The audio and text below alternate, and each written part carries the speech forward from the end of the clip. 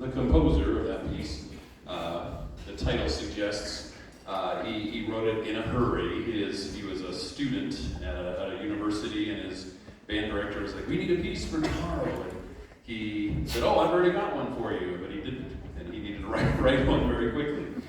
So I think it's a story sometimes some of our students who kind of procrastinate sometimes can identify with.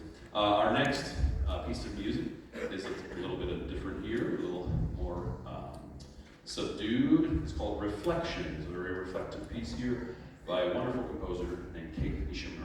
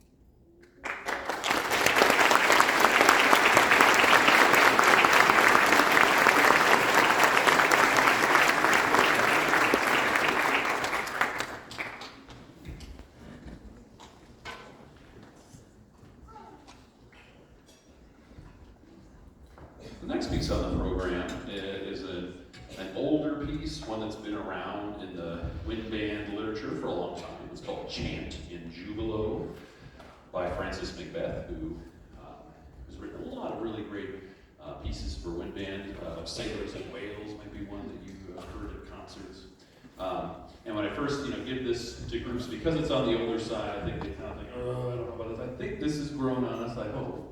But anyway, they were performing it very, very well here. We've had some challenges in it, but we have worked through those, and it's a really, really exciting piece, and they're doing great on it. So next up is Francis McBeth's Chant in Jubilo.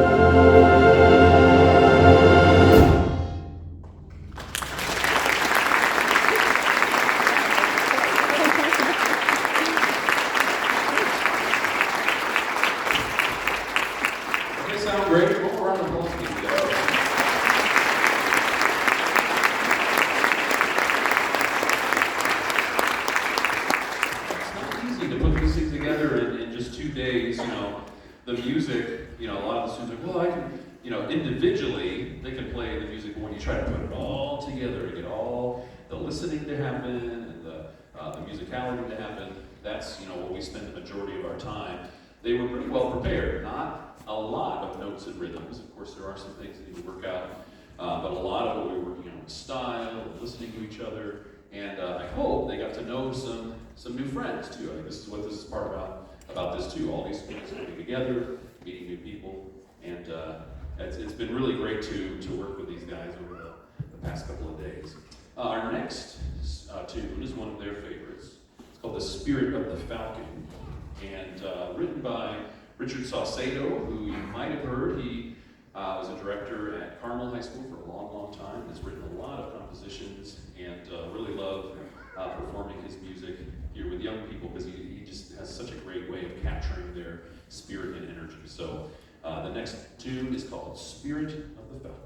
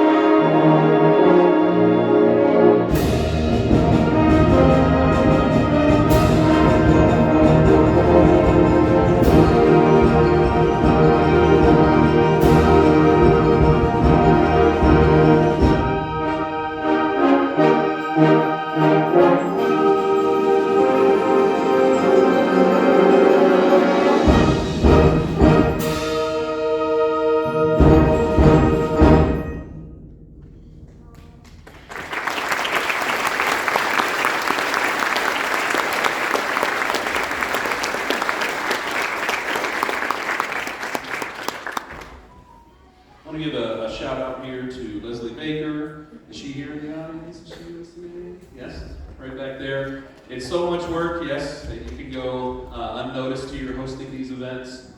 And she's a full-time high school band director. We know that life. It's very busy, especially here in the fall. And so really want to thank her for all the organization that she's done. She's been so responsive and very communicative. And let's give a round of applause here for her.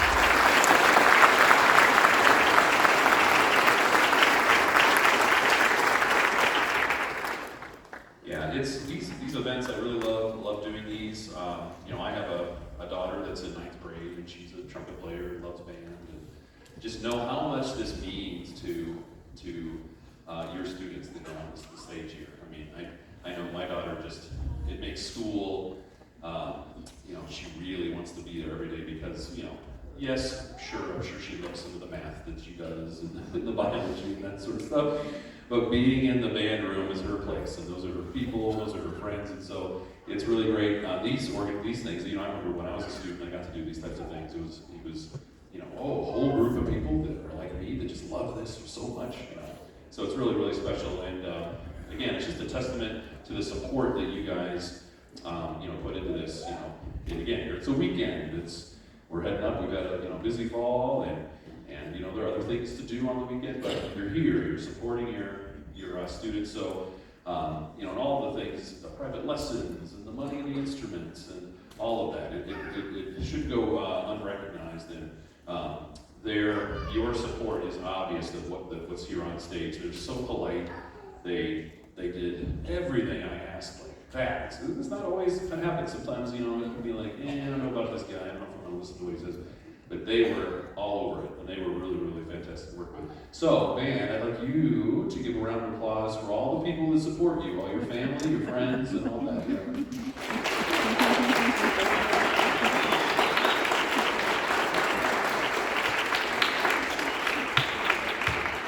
And, just a testament, in this area of the country, this Indiana, I think, in general, our music programs are supported, but there's always, they're always under fire. Is it needed? Do we need to have music in our schools?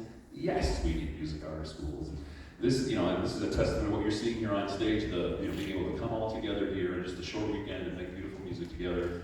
And the impact that stuff like this, being able to work as a team, being able to solve problems and make music together, make art together, those types of citizens are what we need out in the world, people that can, think critically and that can, contribute in the society and recognize the value of working together and not just, sitting at home playing video games or sitting on your phone, right? And here we are doing, working all together for this great thing. So music in our schools is so important. Thank you for your support. Let's keep it up. Let's continue that.